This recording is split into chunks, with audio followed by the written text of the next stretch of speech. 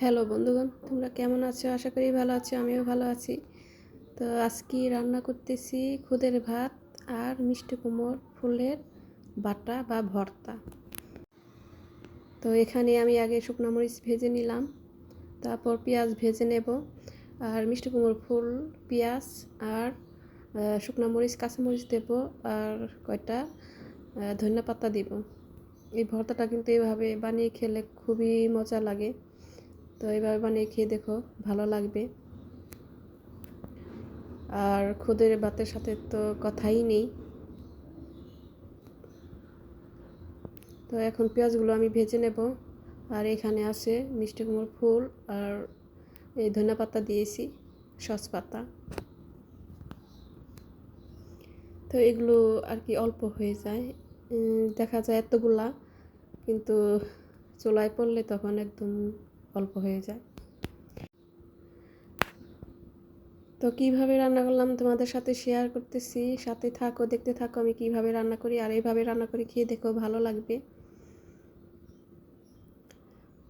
তো এখন ফুলগুলো আমি একটু ভেজে নেব, আর এখান থেকে এই ফুলগুলো থেকে অনেক জল উঠে যাবে। জল উঠে গেলে তখন ফেলে দিয়ে আবার একটু তেলে ভেজে নেব। তো কত জল উঠে গেছে। তো জলটা ফেলে এখন ভেজে নেব, তারপর ভাত, খুদের ভাত রান্না করব। এখানে আছে নাজের শালের চাল, আমি ভালোভাবে ধুয়ে নিয়েছি। তো এখানে একটু শুকনো মরিচ দিয়েছি দুটো, আর পেঁয়াজ। তো পেঁয়াজ আমি আবার পরেও দেব, আজকে কোনো সবজি টবজি দেব না, আজকে এইভাবেই রান্না করব।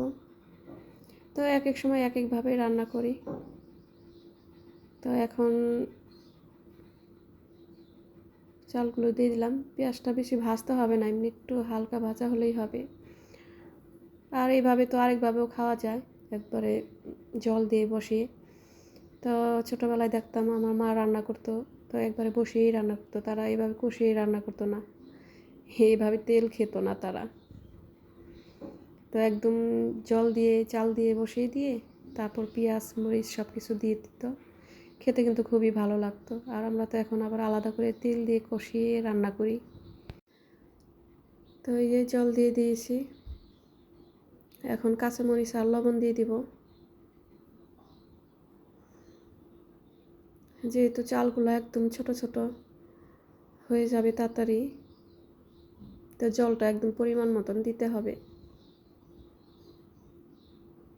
তো ঢেকে দিলাম, এখন তো বলক এসে গেছে।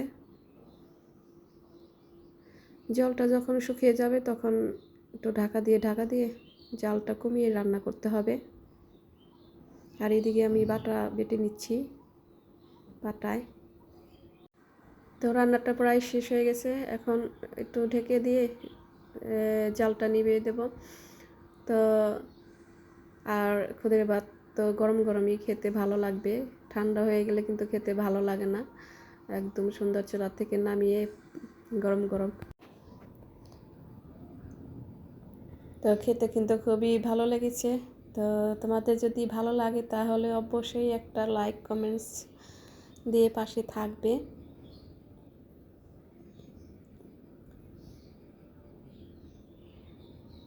আর দেখে অবশ্যই খেতে মন চাচ্ছে না, যারা পছন্দ করে খুদে তাদের তো অবশ্যই খেতে মন চাবে।